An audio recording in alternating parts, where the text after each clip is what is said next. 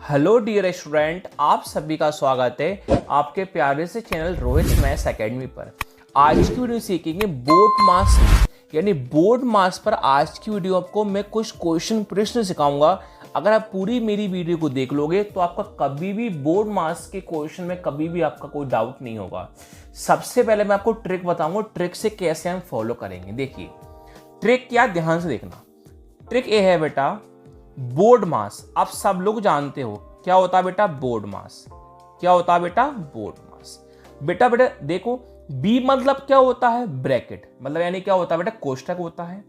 ओ मतलब क्या होता है बेटा, ऑफ मतलब गुणा होता है कोष्ठक के बाहर वाला। डी मतलब क्या होता है बेटा, डिवाइड यानी बेटा कौन होता है, भाग होता है।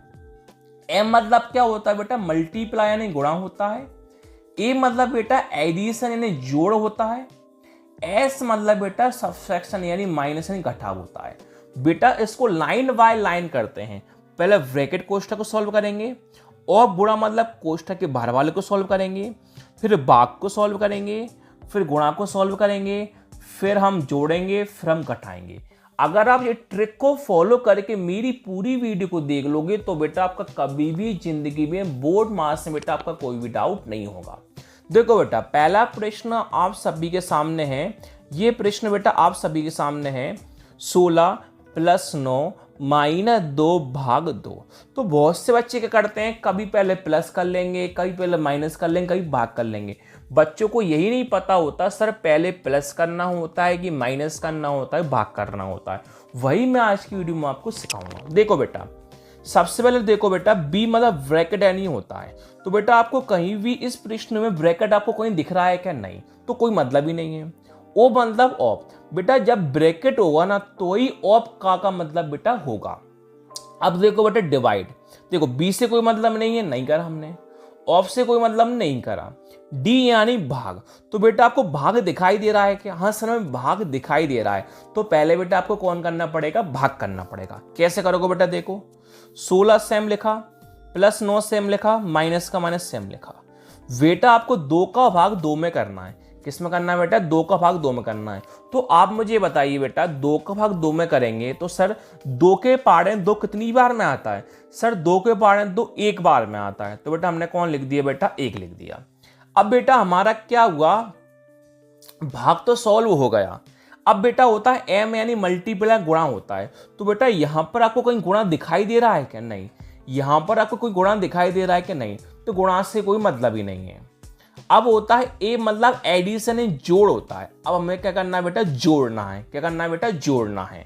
अब बेटा अगर हम किसी का चिन्ह प्लस का मानते हैं, प्लस का 16 प्लस का 9 है बेटा, तो 16 में 9 जोड़ेंगे बेटा।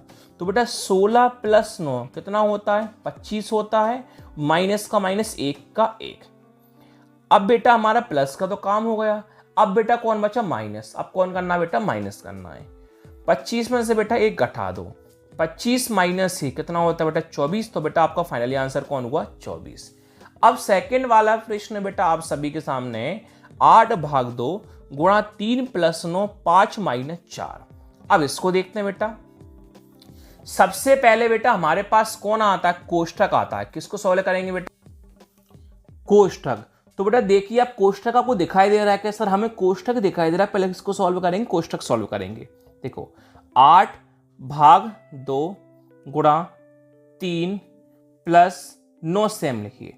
अब बेटा 5 - 4, तो 5 - 4 कितना होता है बेटा, 1 होता है।